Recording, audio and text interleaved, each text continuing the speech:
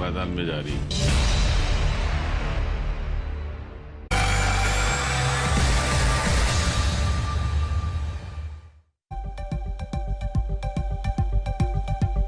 नमस्कार, आप देख रहे हैं हल्ला बोल। आपके साथ मैं हूं अंजना ओम कश्यप। अगले साल यूपी में चुनाव होने को है, तो सारी पार्टियों ने अपने अपने तीर तरकश में सजाने शुरू कर दिए हैं। पार्टियों के भीतर भी समीकरणों का हिसाब किताब शुरू हो गया है।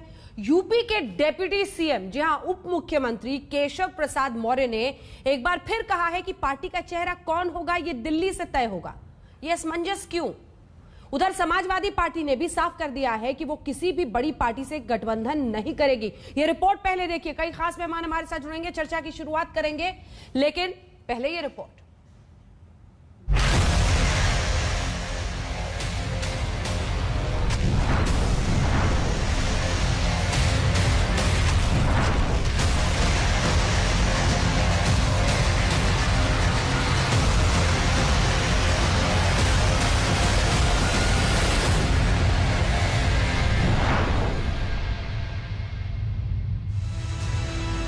पंचायत चुनावों में अपनी सफलता से गदगद अखिलेश यादव एक तरफ राम मंदिर से लेकर कोरोना पर योगी सरकार पर जमकर हल्ला बोल रहे हैं। उत्तर प्रदेश ने हमारे बाबा मुख्यमंत्री जी को देखा है और बाबा मुख्यमंत्री जी ने केवल समय काटा है। उत्तर प्रदेश में 4.5 साल केवल समय काटा है। वहीं बीजेपी के अंदर महत्वाकांक्षाओं का टकराव खुलकर चुनावों के पहले सामने आ रहा है। वरना योगी आदित्यनाथ की प्रधानमंत्री नरेंद्र मोदी से लेकर गृहमंत्री से दिल्ली में बैठकों का दौर, मुख्यमंत्री योगी का यूपी में चुनावी मोर्चे पर तैयारियों की शुरुआत, संगठन से लेकर सीएम के साथ घंटों मंथन और चिंतन, जिसमें तय हुआ कि योगी की अगुवाई में 2022 का चुनाव बीजेपी लड़ेगी। उसके बाद भी उनके डेप्यूटी और उत्तर प्रदेश में बीजेपी के सबसे कद्दावर ओबीसी नेता केशव प्रसाद मौर्य को उनके चेहरे पर मुहर लगाने में इतनी हिचकिचाहट क्यों हो रही है? एक नहीं, 2 बार ये सवाल पूछे जाने पर भी योगी के चेहरे पर उनका गोलमोल जवाब बता रहा है कि ऑल इज नॉट वेल। चेहरा कौन होगा? क्या योगी जी के लीडरशिप में ही चुनाव लड़ा जाएगा? वही चेहरा होंगे मुख्यमंत्री का अगले 2022 में? मैं कई बार ये बात कह चुका हूं कि भारतीय जनता पार्टी सपा, बसपा, कांग्रेस की तरह कोई प्राइवेट लिमिटेड कंपनी की तरह संगठन नहीं चलता है। हमारा नेतृत्व है और नेतृत्व जो तय करता है उसके हिसाब से हम लोग काम करते हैं। नेतृत्व कोई भी बात तय करेगा, हमारी पूरी पार्टी उस निर्णय के साथ एकजुट होकर के फिर से भारतीय जनता पार्टी का परचम उत्तर प्रदेश में लहराने का काम करेंगे। चुनाव मुख्यमंत्री योगी आदित्यनाथ के नेतृत्व में लड़ा जाएगा, क्या उनके चेहरे पे ही लड़ा जाएगा? क्या ऐसा है? देखिए, चेहरा कौन होगा, किनके चेहरे पे लड़ा जाएगा, बदलाव नहीं बदलाव, यह मेरा विषय नहीं है। ये भारतीय जनता पार्टी, मैंने कहा ना कि कांग्रेस की तरह, समाजवादी पार्टी की तरह, बहुजन समाज पार्टी की तरह कोई प्राइवेट लिमिटेड कंपनी नहीं है। इसमें पार्टी नेतृत्व है, मार्गदर्शक हैं, लोग बैठे हुए हैं, जो उचित अनुचित जो उनको ध्यान में आएगा उसके हिसाब से वो निर्णय लेते हैं। वहीं उत्तर प्रदेश के बीजेपी अध्यक्ष का साफ कहना है कि आगामी यूपी विधानसभा चुनाव बीजेपी सीएम योगी और पीएम मोदी के नेतृत्व में ही लड़ेगी। वहीं आज तक से बातचीत में केशव प्रसाद मौर्य ने कहा कि उत्तर प्रदेश में चेहरा कौन होगा अभी फाइनल मुहर लगनी बाकी है। सुनिए दोनों को। इसके चेहरे पे विधानसभा चुनाव लड़ा जाना है।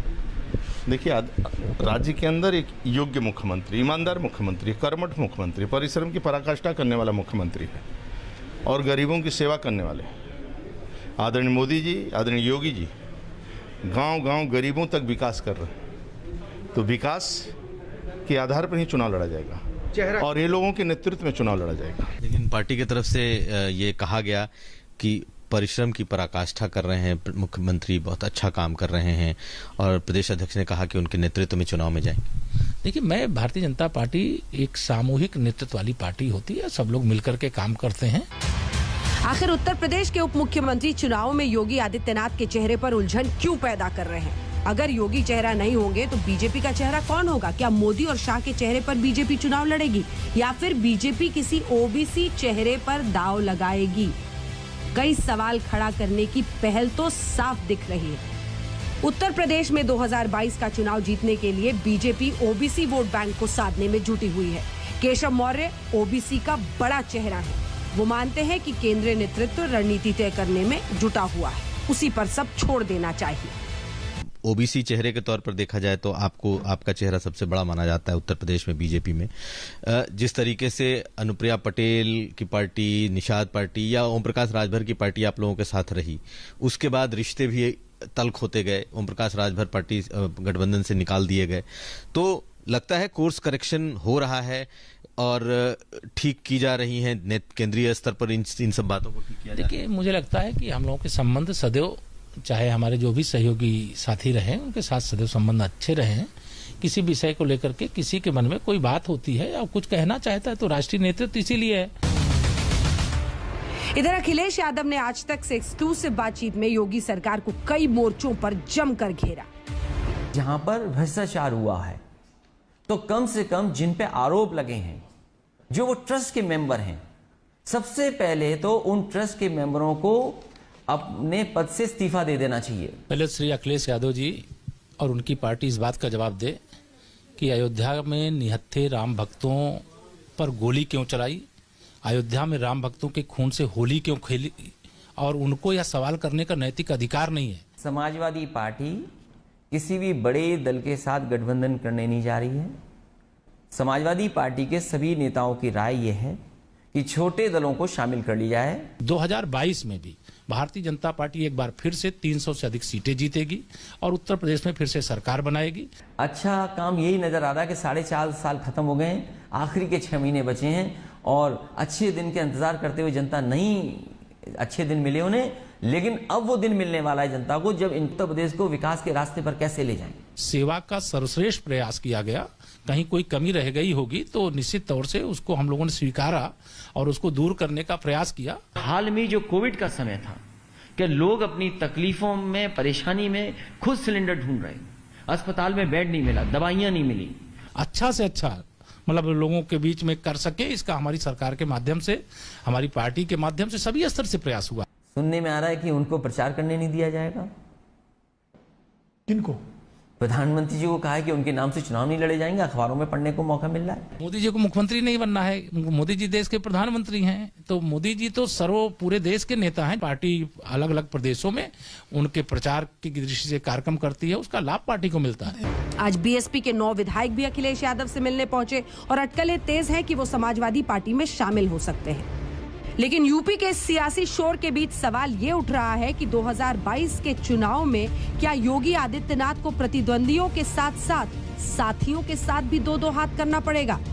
लखनऊ से अशोक सिंघल और कुमार अभिषेक के साथ आज तक ब्यूरो। चर्चा की शुरुआत करते हैं। गौरव भाटिया, राष्ट्रीय प्रवक्ता भारतीय जनता पार्टी के अखिलेश प्रताप सिंह, प्रवक्ता कांग्रेस पार्टी के अनुराग भदौरिया, प्रवक्ता समाजवादी पार्टी शांतनु गुप्ता, राजनीतिक विश्लेषक के तौर पर हमारे साथ जुड़ रहे। गौरव भाटिया जी, आपके साथ शुरुआत करते हुए, ये क्यों उप मुख्यमंत्री असमंजस पैदा कर रहे हैं? क्या योगी आदित्यनाथ के चेहरे पर अभी कंफ्यूजन की स्थिति है? चुनावों की तैयारी है, जो मैंने रिपोर्ट में आखिरी लाइन थी, क्या वही हालत है कि प्रतिद्वंदियों के साथ साथ साथियों से भी दो हाथ करना पड़ेगा योगी जी को? गौरव जी। अंजना जी, मैं धन्यवाद देता हूं आपका कि आपने प्रदेश अध्यक्ष स्वतंत्र देव जी का भी बयान दिखाया और उन्होंने स्पष्ट कहा कि योगी आदित्यनाथ जी ही उत्तर प्रदेश के चुनाव में हमारा चेहरा रहेंगे। मैं भी राष्ट्रीय प्रवक्ता हूं, बड़ी जिम्मेदारी से वही बात दोहरा रहा हूं। Know if no but, Yogi ji ही चेहरा हैं। और दूसरी बात, केशव प्रसाद मौर्य जी ने भी कोई ऐसी बात नहीं कही जिससे कि अटकलें लगाई जाएं कि कोई और व्यक्ति चेहरा बनेगा। उन्होंने एक बिल्कुल स्पष्ट बात करी कि ये भारतीय जनता पार्टी है, ये कोई प्राइवेट लिमिटेड कंपनी नहीं है। यहाँ पे जो भी निर्णय लिए जाते हैं वो निर्णय जो हमारा पार्लियामेंट्री बोर्ड है वो लेता है। अपना जवाब पूरा कीजिएगा। लेकिन गौरव जी, जिस कॉन्फिडेंस के साथ नो इफ नो बट योगी ही होंगे चेहरा आप कह रहे हैं, वो कॉन्फिडेंस उन पर क्यों नहीं दिख रहा? आर्म ट्विस्टिंग कर रहे हैं क्या? बड़े ओबीसी नेता हैं और पिछले चुनावों में चलिए कौन था पार्टी का, बीजेपी का उत्तर प्रदेश का अध्यक्ष केशव प्रसाद मौर्य। बड़ी ख्वाहिशें थी उनकी दिल की और लग रहा था कि मुख्यमंत्री वो बनेंगे, बन गए योगी आदित्यनाथ। क्या वही दबी हुई ख्वाहिशें हैं जो एक बार फिर से ये असमंजस सामने, ये फिर तो एक लड़ाई बन सकती है ना आने वाले दिनों में? देखिए, हम सबने देखा कहां पे लड़ाई हो रही है, किस पार्टी में क्या होता है। बेटा बाप को हटा के गद्दी ले लेता है। कांग्रेस पार्टी में देखिए हर जगह कुर्सी की लड़ाई है। हमारे यहाँ बहुत योग्य नेता हैं, चाहे उत्तर प्रदेश की बात भी कर लें, और बिल्कुल सही बात है, योगी जी के नेतृत्व में हमने 4.5 साल जो विकास किया है उसके दम पे हम चुनाव लड़ेंगे। केशव प्रसाद मौर्य जी ने भी एक अहम भूमिका निभाई है, दिनेश शर्मा जी भी वहां पे उप मुख्यमंत्री हैं, उनकी भी अहम भूमिका है, और बहुत से तमाम नेता हैं। यही तो विपक्ष को चाहिए।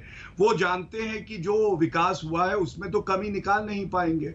तो भारतीय जनता पार्टी में इस तरह का शगुफा छोड़ दो, आपस में लड़वा दो, लेकिन हमारा परिवार आपस में लड़ेगा नहीं, ईंट से ईंट बजा देगा। और अंजना जी एक बात, कौन लड़वा रहा है? 2022 केशव प्रसाद मौर्य नाम नहीं ले रहे ना, वो भी सीना ठोक के कहते, फिर कौन सवाल खड़ा करता?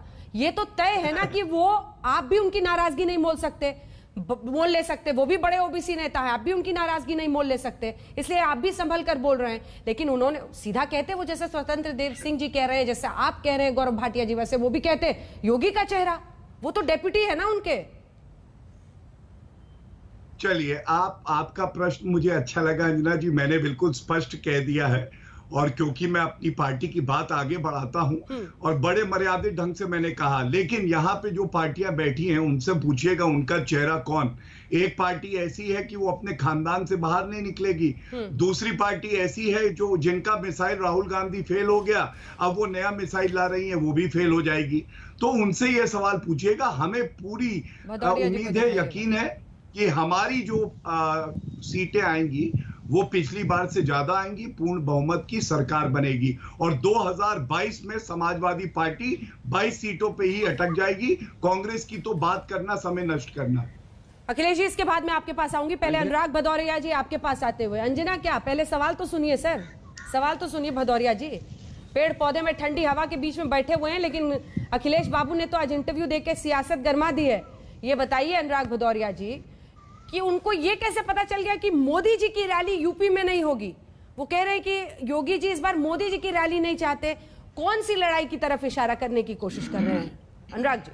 देखिए, आपने भारतीय जनता पार्टी के प्रवक्ता से कई बार पूछा कि उनकी डिप्टी ऐसी बातें क्यों कर रहे हैं, तो उनके पास जवाब नहीं है। जवाब ना देना पड़े इसलिए दूसरी पार्टी पे चले जाते हैं। सवाल ये है कि आज 2 बीजेपी हो गई, एक उत्तर प्रदेश की बीजेपी है, दिल्ली की बीजेपी। दिल्ली और उत्तर प्रदेश की बीजेपी के बीच में इतनी बड़ी खाई होगी जिसमें ये जूझ रहे हैं, लड़ रहे हैं दोनों आपस में। अब विकास इतना किया इन्होंने कि अभी आप दोबारा पूछ लीजिएगा, विकास कुछ 10 विकास गिनाते हैं तो जो कहोगे मैं हार जाऊंगा। हाँ, इन्होंने विकास किया है, नफरत का विकास किया है, बेरोजगारी का किया है, महंगाई का विकास किया है, यहाँ पे भुखमरी का विकास किया है, रोजमर्रा की लोगों की जिंदगी छीन ली है। यहाँ पे जितनी कोरोना में मौतें हुई हैं वो सब विकास ही है इनका। पहले अपने नेता की थ्योरी तो समझाइए सर, अपने नेता की थ्योरी समझाइए। ये जो मोदी जी रैली नहीं करेंगे यूपी में, वाली थ्योरी समझाइए जरा। देखिए, उत्तर प्रदेश के मुख्यमंत्री जी कह रहे हैं, खुद चैलेंज कर रहे हैं कि मेरे चेहरे पे चुनाव होगा। वो तो मोदी जी को ही चैलेंज कर देते हैं कि मेरे चेहरे पे चुनाव होगा, तो क्यों नहीं उनको मोदी जी पे विश्वास नहीं है? वो तो साफ डंके की चोट पे कह रहे हैं कि मेरे चेहरे पे चुनाव होगा। सोचिए, एक मुख्यमंत्री खुद कहता है मेरे चेहरे पे चुनाव होगा, इसकी मतलब आप समझ लीजिए दूरी कितनी है। और आपने अभी केशव प्रसाद मौर्य का वक्तव्य सुनाई दिया, और इनके विधायकों से पूछ लीजिए, इनके आधे से ज्यादा विधायक तो इनकी पार्टी से लड़ने नहीं चाहते, वो तो योगी के विरुद्ध धरना देने को बैठे रहते हैं। आज अगर उनसे पूछा जाए तो आज धरना दे दे वो। इनके साथ इनकी पार्टी नहीं बची है। अभी तो आप कह रहे थे कि इनके साथ इनकी पार्टी कहाँ है, तभी तो दिल्ली लखनऊ दिल्ली लखनऊ लखनऊ दिल्ली लखनऊ दिल्ली दिल्ली लखनऊ हो रहा है। सुबह से लेकर शाम तक यही तो हो रहा है। ठीक है, गौरव जी इसका जवाब दीजिए, फिर जाएंगे। उनका हेलीकॉप्टर दिल्ली जा रहा है अखिलेश जी के पास। देखिए अंजना जी, आपने बड़ा ही व्यापक सवाल पूछा, कैसे पता चला अखिलेश यादव को कि प्रधानमंत्री प्रचार करेंगे या नहीं। उनका तो यही चरित्र रहा है। उन्होंने तो 2017 में अपने ही पिताजी को रोक दिया था, मुलायम सिंह यादव जी को प्रचार करने से। कमरे में कुंडी लगा दी और कहा प्रचार नहीं। प्लीज बीच में ना बोले, जनता से कोई मतलब भैया, बारी बारी से एक समझ नहीं एक चीज समझिए। नहीं एक मिनट इनसे पूरा पहले मैं जवाब लूंगी आपसे। प्लीज नियम से डिबेट कीजिए प्लीज, मैं लौटूंगी आपके पास प्लीज। गौरव भाटिया जी, मुझे 2 ही बातें कहनी है। एक तो उनको पता है क्योंकि उन्होंने अपने पिताजी को ही कमरे में बंद कर दिया था, प्रचार करने से रोक दिया था, इसलिए उनको लगता है कि हर जगह यही तौर तरीका है। और प्रधानमंत्री जी भारत के सर्वोच्च नेता हैं, वो बताते हैं कौन क्या प्रचार करेगा, कहां करेगा, और इसलिए उनके चेहरे से आपको डर लगता है। दूसरी बात अखिलेश यादव ने आज कही बाबा मुख्यमंत्री, उनको सब पता है। अरे बाबा मुख्यमंत्री तो अच्छा है होना, बबुआ मुख्यमंत्री कौन था अंजना जी, याद करिए। एक बार बाहर से लोग आए और अरे भैया बीच में ना बोलो अंजना जी, एक सेकंड भदौरिया जी प्लीज, ये अच्छा नहीं लगता। देखिए एक बबुआ मुख्यमंत्री हुआ करता था उत्तर प्रदेश में, और बाहर से जब लोग आते थे तो 5 लोग बोले, तो बाहर से जो व्यक्ति आया तो उसने पूछा ये कौन थे, उन्होंने कहा ये 5 मुख्यमंत्री हैं। तो उन्होंने कहा वो कौन है जो बैठा है मुख्यमंत्री की सीट पे, तो उन्होंने कहा वो आधा मुख्यमंत्री है, 5.5 या मुख्यमंत्री है, इसको बबुआ मुख्यमंत्री कहते हैं। एक फोन अगर विक्रमादित्य मार्ग से चला जाता था तो कालिदास मार्ग छोड़ के तुरंत जाना पड़ता था, वहां पे कोई ताकत नहीं थी। और अफसरशाही ऐसे हावी थी मुख्यमंत्री पे कि वहां पे एक महिला थी जो फोन करवा देती थी तो मुख्यमंत्री को उठ के जाना पड़ता था। इसलिए ज्यादा मत बुलवाइए, बबुआ मुख्यमंत्री जो थे उनसे कहिए मर्यादा बनाए रखे, और बाबा मुख्यमंत्री से उनकी कोई ठीक है। भदौरिया जी जवाब दीजिए, भदौरिया जी जवाब दीजिए, इसके बाद अखिलेश जी फौरन आपके पास आऊंगी, नहीं तो इन्होंने बोला सुना, इन्होंने बोला 5 मुख्यमंत्री, इनके यहाँ तो कम से कम 10 मुख्यमंत्री है। एक मुख्यमंत्री जो बाबा बैठा रहता है, एक मुख्यमंत्री जो हेलीकॉप्टर लेके दौड़ता है, एक मुख्यमंत्री जो बंसल जी बैठे वो दिल्ली लखनऊ के बीच में सुलह कराता रहता है, और 2-4 मुख्यमंत्री दिल्ली में बैठे हैं जो वहां से कंट्रोल करते रहते हैं। इनके पास तो पता नहीं चल रहा कि इनका डिसीजन कौन लेता है, पहले तो बता दो तुम्हारा डिसीजन कौन लेता है। हमारे यहाँ तो मुख्यमंत्री नहीं है, मुख्यमंत्री है ही नहीं। योगी जी किसी की नहीं सुनते, अभी तो अनुराग जी आप कह रहे हैं योगी जी किसी की नहीं सुनते। नहीं मुख्यमंत्री नहीं है ना, तो सुनना ना सुनना उनके पूछता कौन उन्हें, वो तो बाबा है, वो तो विरोधाभास करते ये जिला वो जिला नहीं। एक मिनट अंजना जी मैं उत्तर दे सकता हूँ जल्दी से, आधा मिनट है। यहाँ तो बिना मुख्यमंत्री उत्तर प्रदेश का विकास नहीं हुआ। मैं कह रहा हूँ यहाँ मुख्यमंत्री नहीं है, बिना मुख्यमंत्री। अच्छा रुकिए लौट रहे हैं आप दोनों के पास, लौट रही गौरव भाटिया जी आ रही हूँ, रुक थोड़ा सा रुक जाए। अखिलेश जी, आज अखिलेश यादव ने भी साफ कर दिया है कि हम छोटी पार्टियों के साथ गठबंधन करेंगे, बड़ी पार्टियों के साथ जो साथ वाली बात थी, जनता को साथ पसंद है, वो अब नहीं जमा। उन्होंने भी इनकार कर दिया, कोई हाथ पकड़ने को तैयार नहीं। अच्छा, तो ये तो लोकसभा चुनाव के बाद पहले ही कांग्रेस साहब कह चुकी थी, प्रेस कॉन्फ्रेंस करके कह चुकी थी। ये आज आपको पता लगा, हमें बड़ा आश्चर्य हो रहा, क्योंकि कई बार बातें हो चुकी। आपके चैनल पे भी हमने कई बार कहा कि हम अकेले लड़ेंगे, कांग्रेस पार्टी अकेले लड़ेगी। देखिए अंजना जी, जो आप बहस कर रहे हैं, जो मुद्दा, हम उस मुद्दे पे आते हैं। दरअसल में चक्कर क्या है कि उत्तर प्रदेश में जो बीजेपी सत्ता में है, सिर्फ पैसे और पावर के लिए 4.5 साल आपस में लड़ती रही। जनता के हितों के लिए सिर्फ कांग्रेस लड़ी, ये सिर्फ पैसे और पावर के लिए लड़े। आप याद करिए, 250 विधायक विधानसभा में मुख्यमंत्री के खिलाफ धरने, दर्जनों मुख्यमंत्रियों के जांच के आदेश दे रखे हैं आदरणीय मुख्यमंत्री ने, दर्जनों कैबिनेट मंत्रियों को, डिप्टी सीएम के भी हैं जिनसे आपको गलवा रही थी, जिनके लिए उत्तर प्रदेश का बीजेपी का प्रभारी, आरएसएस का नंबर 2, आरएसएस का संगठन महासचिव यूपी प्रभारी, और सारे बड़े नेता जो एक बयान जारी कर चुके हैं कि योगी अच्छा काम कर रहे हैं, उन्हीं के नेतृत्व में चुनाव होगा, और उनका डिप्टी सीएम इस बात को नहीं स्वीकार रहा। उस डिप्टी सीएम के खिलाफ भी योगी ने जांच बिठा रखी है, टेंडर 5000 ऑनलाइन टेंडरों के भ्रष्टाचार की। तो यहाँ पे तो ये पैसे पावर के लड़ रहे हैं। देखिए, पिछले 30 वर्षों में उत्तर प्रदेश की जनता ने हर गैर कांग्रेसी सरकारों को सत्ता का अवसर दिया, सबने राज किया। जनता करेगी, सबको देखा बारी बारी, अब की है प्रियंका की पारी। ये कहीं नहीं दिखेंगे ये लोग। बीजेपी ने तो सिर्फ जन विरोधी सरकार है। इस सरकार ने जनहित तो छोड़िए, न्यूट्रल भी होती तो भी जनता अपने आप अपना भला कर लेती, लेकिन इस सरकार ने तो जन विरोधी कृत्य किए हैं। ईस्ट इंडिया कंपनी पार्ट 2 है ये बीजेपी। इस सरकार ने अगर किसी ने मांग की कि सुई नहीं मिल रही है, बेड नहीं मिल रहा है, अस्पताल नहीं मिल रहा है, ऑक्सीजन नहीं मिल रहा है, तो उसको उपलब्ध कराने के बजाय उसे जेलों में ठूस दिया गया। जितनी ताकत इस सरकार ने 4.5 वर्षों में अपनी विफलताओं को दबाने और असहमति के आवाजों को कुचलने और उन्हें जेल में बंद करने की सरकार ने लगाई, अगर उसका चवन्नी भर भी यह सरकार विकास कार्यों या अच्छे कामों में उतनी ताकत लगाई होती ताकि उत्तर प्रदेश की जनता को एक बेहतर सरकार महसूस होती, लेकिन नहीं किया।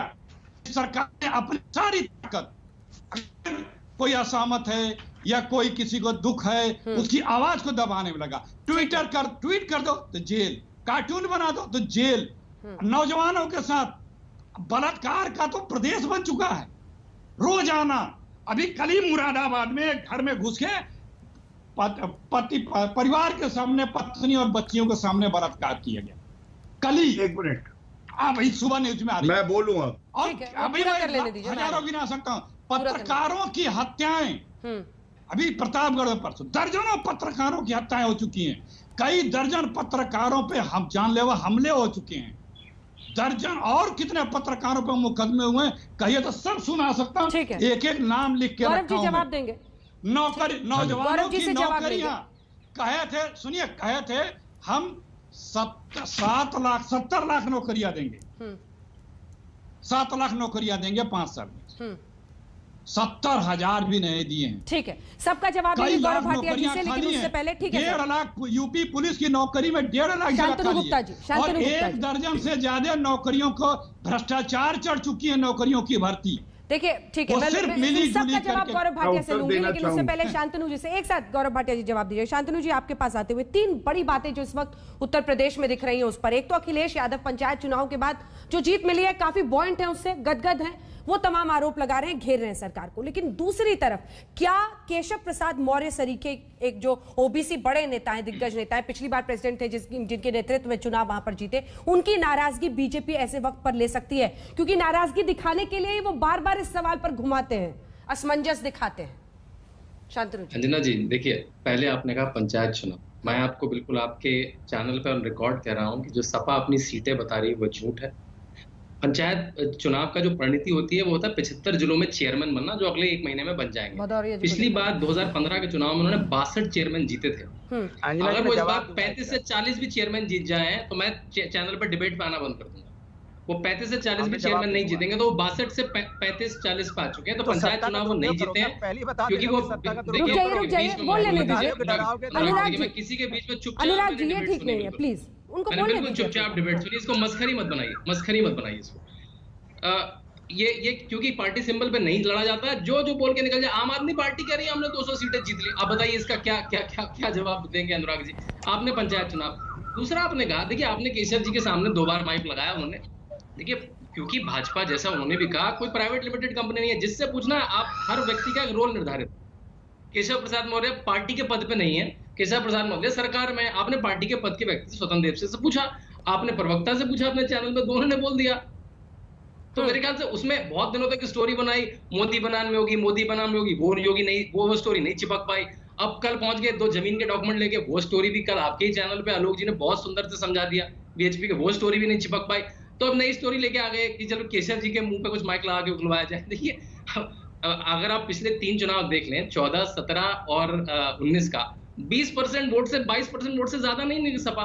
तो ऐसी कोई चुनावी गणना नहीं है कि वो 22% से 35 पे जंप कर जाएगी और भाजपा 40, 45 और 50% वोट जो पहुंच गई थी वो 20% पे पहुंच जाएगी। ठीक है, तो केवल ये मेरे ख्याल से आर्टिफिशियल चुनाव है। इसमें जितना भाजपा को बस सीटों की गिनती है, कौन ऊपर जाएगा कौन नीचे। सीटें जीत जाएं, इन्होंने बोला 30 से 40 भी अगर अध्यक्ष बन जाए जिला पंचायत के तो बड़ी बात है। जाहिर सी बात है, जब आपने स्ट्रेटेजी बना ली है, खरीदना है, फरोसना है। आपके यहाँ उत्तर प्रदेश के जो मुख्यमंत्री, पता नहीं चलता मुख्यमंत्री है कि नहीं योगी जी। मैंने सुनो ना, अरे तो आप ये बताओ ना कि आप तानाशाही अपनाना है, आप खरीद फरोख्त करोगे, धमकाओगे, प्रशासन का इस्तेमाल करोगे। ठीक है, यहीं से चर्चा लिए चलेंगे। एक छोटे से ब्रेक के लिए मजबूरन मुझे रुकना पड़ रहा है। इस सवाल का जवाब भदौरिया साहब आप दीजिएगा। पंचायत चुनाव के जो आपके दावे हैं उसको खारिज कर रहे हैं शांतनु, लेकिन दूसरी तरफ गौरव भाटिया जवाब देंगे ब्रेक के बाद जो आरोप लगाए हैं अखिलेश प्रताप सिंह जी। छोटे से ब्रेक के बाद हम लौट कर देखते रहिए। आइए चर्चा की शुरुआत फिर से करते हैं। 2022 के लिए जो चर्चा बीजेपी उत्तर प्रदेश में हो रही है, योगी आदित्यनाथ को आगे कदम बढ़ाना है। अखिलेश जी, आप ही की बात का पहले गौरव जी से जवाब ले लेते हैं, फिर बहस में आगे चलेंगे। जरा जवाब दीजिए। वो कह रहे हैं कि आपके उप मुख्यमंत्री ऐसा क्यों कह रहे हैं, खास तौर पर इस पर आपको जवाब देना चाहिए। अंजना जी, आपने आज अखिलेश यादव जी की एक बात पे गौर नहीं किया। इनके पास कोई विचारधारा तो है ही नहीं। पहले 2017 की बात करें तो पंचर साइकिल थी इनकी, और 2017 में इन्होंने क्या किया था, इनके 2 लड़के यूपी के साथ आए, वो खत्म हो गए। आज उन्होंने कहा हम छोटी पार्टियों से गठबंधन करेंगे। 2017 में कांग्रेस की सीटें आई 7, 2019 के लोकसभा में 1 और 2014 में 2। तो इससे छोटी पार्टी क्या होगी? कोई बड़ी बात नहीं है। फिर से 2 लड़के साथ आ जाएं, या इस बार बुआ और बबुआ फिर से साथ आ जाए, इनका कोई पता नहीं है। और मैं इतना ही कहूंगा, उत्तर प्रदेश की जनता तो इंतजार कर रही है प्रियंका वाड्रा और राहुल गांधी का। इन्होंने कहा था दक्षिण भारत में जाके कि उत्तर प्रदेश के लोग जो हैं वो परिपक्व नहीं होते, बड़ी ही सतही जानकारी होती है। उत्तर प्रदेश की जनता आओ अभी बताएगी कि कितनी सतही जानकारी होती है, कितने परिपक्व होते हैं। और अब मैं एक बात और कह दूं, कभी प्रियंका वाड्रा गांधी, सोनिया गांधी, राहुल गांधी से कहना राजस्थान होके आए, एनसीआरबी का डेटा देखिए आखिरी जो आया है, 6000 दुखद बलात्कार के वहां मामले हैं पूरे देश में सबसे ज्यादा। आपको जानकारी नहीं, यहां आके जो भी बता देते हैं राहुल गांधी वो बोलने लगते हैं। अब सपा पे आते हैं, देखिए फर्क क्या है, क्यों योगी आदित्यनाथ जी को पुनः मुख्यमंत्री बनाएगी जनता, मैं बताऊं। उनके पिता का देहांत हुआ, लेकिन कोविड में भी वो जनता की सेवा करते रहे। ये नहीं कि मुजफ्फरनगर दंगे हुए, लोग 65 लोगों की जानें चली गई, टेंट के नीचे ठंड में थे, और यहाँ सफाई महोत्सव चल रहा था। 100 हजार करोड़ रुपया खर्च कर दिया जनता का। ऋतिक रोशन का डांस लैला ओ लैला चल रहा था। दूसरी बात किसानों की करी अखिलेश यादव ने, जब मुख्यमंत्री पद से हटे तो 10,000 करोड़ बकाया था किसानों का, और वो किसने दिया? योगी आदित्यनाथ जी ने दिया। और रिकॉर्ड जो है एमएसपी पे फसल ली गई है किसानों की। झूठ और बोल तीसरी बात, अच्छा भैया आप अपनी बारी में बोलिएगा, झूठ कौन बोलता है हम सबको पता है। और मैं एक बात और कह दूं, जिस तरह से 200 रुपए की टोटी चुराई थी सरकारी बंगले से, कोई भूलेगा नहीं। ये केवल लेना जानते हैं, चाहे वो क्राइम मास्टर गोगो राहुल गांधी हो, चाहे वो अखिलेश यादव हो। नहीं पकड़ पाया। अनुराग जी जवाब दीजिए। ठीक है गौरव जी जवाब देते हैं। मैं इनसे पूछता हूँ, मैं इनसे पूछता हूँ कफन चोर कौन है? आज तक पता लगा पाए क्या? कहाँ से पकड़ पाओगे? जब कफन चोर आपके अपने ही हैं तो पकड़ोगे कहाँ से? कफन चोर हो नहीं सकती। कफन चोर कौन है? कफन चोर बताओ, कफन चोर। कफन चोर सबने देखा, मीडिया में भी दिखाया है, सबने देखा है। कफन चोरी कौन करता है? मुझे लगता है नींद में भी आपको अखिलेश यादव आ जाते हैं, इसलिए इतना भूत सवार रहता है। उठ के भाग जाते हो क्या? उन्होंने क्या कहा? सोते सोते नींद आ जाती है तो समाजवादी आ गए। समाजवादी का नाम सुनते ही घर छोड़ के भागते हो क्या? बारी विकास किया जनता का, ये पूछा जाता जनता के बारे में क्या किया तो कहेंगे अखिलेश यादव, फिर कहेंगे आपने जनता के लिए कोरोना में क्या किया, अखिलेश यादव। फिर आपसे पूछा जाता आपने महंगाई के लिए क्या किया, अखिलेश यादव। माने अखिलेश यादव समाजवादी पार्टी का मैनिफेस्टो है कि समाजवादी पार्टी के मैनिफेस्टो में केवल हमेशा ठीक है, आपका मैनिफेस्टो दिखाकर वो कुछ पूछ रहे हैं। अब तो सर चुनाव का टाइम आ रहा है, अपने मैनिफेस्टो क्या पूछ रहे हैं बोलिए। मैं ये कह रहा हूं इनका मैनिफेस्टो है, मैनिफेस्टो ये कहता है कि जो मुस्लिम बच्चियां हैं उनको हम शिक्षा देंगे, उनको 30,000 रुपए देंगे। आप हिंदू बच्चियों को क्यों नहीं देंगे? सिख बच्चों को क्यों नहीं देंगे? ईसाई बच्चों को क्यों नहीं देंगे? ठीक है, आप जवाब दे रहे हो। ठीक है, आपने स्पेसिफिक सवाल पूछा, आप जवाब सुनिए। इसके बाद आ रही हूँ। देखिए, हम समाजवादी लोग समाज के विकास की बात करते हैं और डंके की चोट पे चैलेंज करते हैं। 4.5 साल का काम गिना दो तो करके भाग जाओगे। बताओ क्या काम गिना है 4.5 साल? गौरव जी रुकिए। अथवा विवाह हेतु 30,000 रुपए के अनुदान का प्रावधान किया जाएगा, ये मैनिफेस्टो है। ये नहीं, देखिए अंजना जी, अब आप नहीं बोले मैं पढ़ रहा था। बीच में टोकने क्या, क्योंकि इनके पास जवाब नहीं है। मैं पूछ रहा हूँ क्या जवाब है? 4.5 साल में फिर बीच में टाई कर रहे, चुप हो जाओ, ज्यादा ना तो मत क्या। अरे तोते, मैं कह रहा हूँ प्लीज बहस बंद कीजिए, आवाज नीचे कीजिए दोनों। ना आवाज हटाइए, दोनों की आवाज हटाइए। जो भी आप शब्द बोलेगा प्लीज, मैं आप लोगों को फिर से चेता रही हूँ, ये कोई तरीका नहीं है बहस करने का। टेलीविजन पर घरों में लोग सुनते हैं कि नेता कुछ बोलेंगे, किसी मुद्दे पर बहस आगे बढ़ेगी। हम ये स्तर बनाना चाहते हैं क्या बहस का? प्लीज आप दोनों से मेरा निवेदन है, वापस टॉपिक पर आइए। टॉपिक पर इशू बेस्ड जवाब दीजिएगा। और गौरव भाटिया जी प्लीज वेट कीजिए, इस बार जवाब अनुराग भदौरिया दे रहे हैं। प्लीज पर्सनल कमेंट नहीं। हाँ, नहीं मैं पर्सनल करता हूँ, मैं तो अपनी बात कह रहा था। मैंने कहा इनसे कि 4.5 साल में अपना काम गिनाइए, जनता की बात कीजिए। हमने कहा कि हम आज भी डंके की चोट पे अपना काम गिनाते हैं, एक सांस में एक्सप्रेस से लेके मेट्रो से लेके 1090 से 100 डायल से लेके स्टेडियम से लेके हेल्थ हॉस्पिटल से लेके हम गिनाते हैं। ये क्या गिनाते हैं? ये कि डिस्पेंसरी बता दें इन्होंने बनाई हो, डिस्पेंसरी तो मैंने हॉस्पिटल तो छोड़ो, डिस्पेंसरी का ही नाम बता दें, या यूनिवर्सिटी तो छोड़ो, आप प्राइमरी स्कूल का ही नाम बता दो जो आपने बनाया हो, रोड तो छोड़ो, खड़ंजा ही बता दो आपने कोई बनाया हो, आपकी नौकरी तो छोड़ो, आपने बाबू ही कोई भर्ती किया हो वही बता दो आप। इन्होंने कुछ नहीं किया उत्तर प्रदेश के अंदर में, सिर्फ इन्होंने समाज अभी नहीं, अखिलेश जी बोलेंगे उसके बाद एक साथ जवाब दीजिएगा। नहीं, मैं इनसे पूछा, उत्तर प्रदेश के अंदर में मुख्यमंत्री नाम की कोई चीज तो है नहीं। मुख्यमंत्री जी को पता ही नहीं कि मैं मुख्यमंत्री हूँ कि नहीं हूँ। वो तो लिए हेलीकॉप्टर खाली घूमने के लिए इनको बनाया गया, इसको उनको घूमने वाला बोला जाता है, घूमते रहते ऊपर हवा में घूमते हैं, हवा में बातें करते हैं, हवा में समस्या का समाधान करते हैं।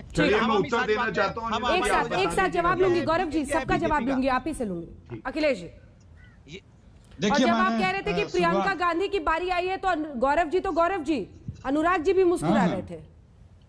अच्छा, मुस्कुराते रहना चाहिए सबको, इसमें कौन सी बुराई है? मुस्कुराते रहना चाहिए, आपको भी मुस्कुराते रहना चाहिए, सबको मुस्कुराते रहना चाहिए। गौरव जी ने जो कहा उस पर मुस्कुराहट आ रही थी। उन्होंने शुरुआती में कहा कि विचारधारा नहीं है किसी इन लोगों के, अपने अलावा दूसरों की विचारधारा पे प्रश्न खड़ा कर रहे थे। अरे गौरव जी, कुछ दिनों पहले तक आप किस तरह से मोदी जी के प्रति क्या क्या शब्दों का प्रयोग करते थे, कम से कम आप विचारधारा का सहारा मत लिया करिए, बातों और किया करिए। देखिए, हमारे पास बीजेपी का मैनिफेस्टो है, ये पन्ने वाइज एक एक पॉइंट बनाकर रखे हूं।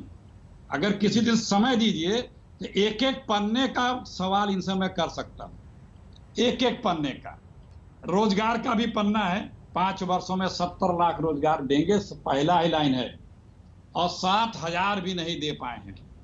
बहुत है, लैपटॉप देने की भी कहा था, शिक्षा का, सारे पन्ने हैं, एक एक लाइन बना के रखा हूं, कभी समय दिए तो बताऊंगा। ये वो बीजेपी है, ये उत्तर प्रदेश की सरकार जो है क्रिमिनल फ्रेंडली गवर्नमेंट है। दुनिया की पहली सरकार होगी कि जो जनता के काम नहीं करती है, अपराधियों के भले के लिए काम करती है। इस सरकार ने विधानसभा में बिल ला करके उत्तर प्रदेश के अपराधियों पर से 20,000 अपराधियों के मुकदमे वापस लिए हैं। जिनमें क्यों लिए हैं? क्योंकि इनमें अगर वो मुकदमे नहीं वापस होते, फास्ट ट्रैक कोर्ट में चले जाते, तो इनकी पूरी कैबिनेट जेल में मिलती। सबके मुकदमे वापस हुए हैं, 40% कैबिनेट के लोगों के ऊपर मुकदमे थे। तो ये वो सरकार है जो जनता के लिए नहीं, क्रिमिनलों के लिए, अपराधियों के लिए काम करती है। ये वो सरकार है जिसने सिर्फ नौजवानों को छला, जितनी नौकरियां हुई हैं उसमें सिर्फ धोखा दिया, और ये किसी को नहीं छोड़ा, भगवान को नहीं छोड़ा, राम को नहीं छोड़ा। क्या भ्रष्टाचार की नींव पे खड़ी किसी मंदिर में भगवान विराजेंगे? क्या वो भगवान आ सकते हैं?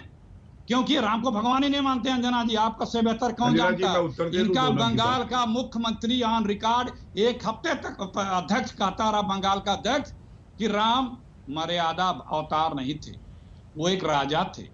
आपने पूछा था तो उसने, उस अध्यक्ष ने कहा था कि मंदिर नहीं, वो एक महल बन रहा है राम का। तो ये आरएसएस बीजेपी के लोग भगवान राम को अवतार मानते नहीं है, और उनको भी अभी तो चंदा खाए हैं, कल चढ़ावा खाएंगे। अभी एक का खुलासा हुआ है, पता न कितने और अभी जांच होगी तो खुलासा होगा। अब मैं उत्तर दे दूं। इनकी आरएसएस या विश्व हिंदू परिषद का कोई बिल्डिंग नहीं बन रही है, ये आस्था का है सारे हिंदुस्तानियों की। स्वयं इनको अगर ये पाक साफ हैं तो इन्हें सुप्रीम कोर्ट से कहना चाहिए कि हमारी जांच कर लीजिए, हम बेदाग हैं, क्योंकि लोगों की आस्था बनी रहे। लेकिन ये नहीं कर रहे हैं, क्योंकि जांच होते ही सारे तिहाड़ के अंदर मिलेंगे। ये इस्तीफा नहीं देंगे, ये सबको बर्खास्त किया जाना चाहिए, सारे ट्रस्ट के मेंबरों को, और इसकी जांच ठीक से होनी चाहिए। ठीक है, लेकिन उससे पहले एक शांतनु जी से मैं कमेंट ले लेती हूँ, क्योंकि फिर कंक्लूडिंग रिमार्क की गौरव जी आ जाएगा, लास्ट का टाइम आ जाएगा। शांतनु जी, आपने भदौरिया जी का जवाब भी उस पर सुन लिया, छोटा सा रिमार्क जल्दी से। देखिए, अगर भदौरिया जी ने कहा कि शायद वो पंचायत के मेंबर भाजपा खरीद लेगी, तो भदौरिया जी को लगता है जो सपा के जो नेता हैं वो खरीद फरोख्त के लिए अवेलेबल है। मतलब ये आज तक सरकारें खरीद फरोख्त के ही बना रहे थे। देखिए, अपने ही नेताओं पे ऐसा कहना गलत बात है। अभी आप 1 महीने में पता लग जाएगा कि ये क्या दूध का दूध पानी है। आप देखिए मैंने नैतिकता की बात कर रहे हैं शांतनु जी सुनिए तो मतलब आप ये कहना चाह रहे हैं कि 2015 में जो आपने 62 चेयरमैन बनाए थे वो खरीद के बनाए थे। आपने 2015 में 62 चेयरमैन खरीद के बनाए थे। मध्य प्रदेश की सरकार हो चाहे गोवा की सरकार हो, यही तो कर रहे हो आप। आपने पूरे जी मतलब आपने 62 चेयरमैन 2015 में खरीद फरोख्त के बनाए थे। आप ये कह रहे हैं इकोनॉमी की बात आप ये कह रहे हैं। अंजना जी प्लीज मुझे 10 सेकंड का समय दीजिए। ठीक है 10 सेकंड उनको बोल लेने दीजिए, बात पूरी कीजिए, फिर गौरव जी का टाइम आ जाए। आज वो पड़ोसी राज्य हमारे वक्त की कमी है, मुझे काटना पड़ेगा। गौरव भाटिया जी जल्दी से सबकी बात का जवाब दे दीजिए लास्ट में। बिल्कुल, देखिए ऐसा है, इनके मुंह से निकला क्रिमिनल फ्रेंडली गवर्नमेंट, तो प्रियंका वाड्रा गांधी क्रिमिनल फ्रेंडली जरूर होंगी कि मुख्तार अंसारी को बचा रही थी। और ये मुख्तार अंसारी को किसने पंजाब भेजा था? सरकार आई है किस अंजना जी अच्छा नहीं लगता। अभी ये बोलते रहे कि आपने कहा। अखिलेश जी देखिए आपके बीच में वो नहीं बोले, नहीं है क्या आपके बीच में गलत नहीं है? मेरा जवाब देने ये गलत नहीं है क्या बताइए? इसलिए मैं बोल रहा हूं एक लाइन बोलते हिल जाते हैं, ऐसा उदाहरण दिया। मेरी गुगली पे ये 3 बोल्ड हो गए। किस बीजेपी के मंत्री ने, किस बीजेपी के दिल्ली के बड़े नेता ने उन्हें पंजाब भेजा? क्योंकि जल्दी से गौरव जी बाकी जवाब, गौरव जी बाकी जवाब। इसी सरकार ने पंजाब भेजा, जवाब ही नहीं है। और मैं इतना बता दूं, जब से योगी जी मुख्यमंत्री बने हैं तब से उत्तर प्रदेश, प्लीज अंजना जी अच्छा लगता है क्या? अब आप देखिए इसीलिए कहते हैं कोई संतुलन है नहीं यहाँ। अखिलेश जी को मेरे साथ दिखा दीजिए, माफ कीजिए गौरव भाटिया को। जल्दी से 2 लाइन में जवाब खत्म करेंगे, जल्दी से गौरव जी बोलिए। अंजना जी धन्यवाद, आपने कहा कि जवाब खत्म करूंगा। बस मैं ये कहूंगा, जहां तक लॉ एंड ऑर्डर की बात है, क्राइम घटा है उत्तर प्रदेश में। हम सब जानते हैं किस तरह से अपराधी जो है जेल में रहना पसंद करते हैं। पहले नागरिक डरते थे, अब अपराधी डरते हैं। और दूसरा, किसानों की बात भी अखिलेश यादव ने करी थी, वो भूल गए। 36,000 करोड़ रुपए का जो कर्ज माफ किया वो योगी आदित्यनाथ जी ने उत्तर प्रदेश में किया। प्रधानमंत्री किसान सम्मान योजना में हम। चलिए आप सरकार के काम गिना रहे थे, बहुत बहुत धन्यवाद। वक्त की कमी है, मुझे आप सभी को रोकना पड़ेगा। बहुत धन्यवाद आप सभी का हल्ला बोल में शामिल होने के लिए। लेकिन इतना तय है कि यूपी में अगर केशव प्रसाद मौर्य उप मुख्यमंत्री खुलकर योगी आदित्यनाथ का नाम नहीं ले रहे तो ये लड़ाई कोई और नहीं लगवा रहा है। ये बीजेपी को समझना पड़ेगा। देखते रहिए आज। उत्तर प्रदेश में सियासी हलचल 2022 के पहले तेज है और सवाल यही है कि क्या योगी आदित्यनाथ के चेहरे पर उन्हीं के डेप्यूटी उप मुख्यमंत्री केशव प्रसाद मौर्य सवाल खड़े कर रहे हैं। इसी पर आप देख रहे थे हल्ला बोल, देखते रहिए आज तक।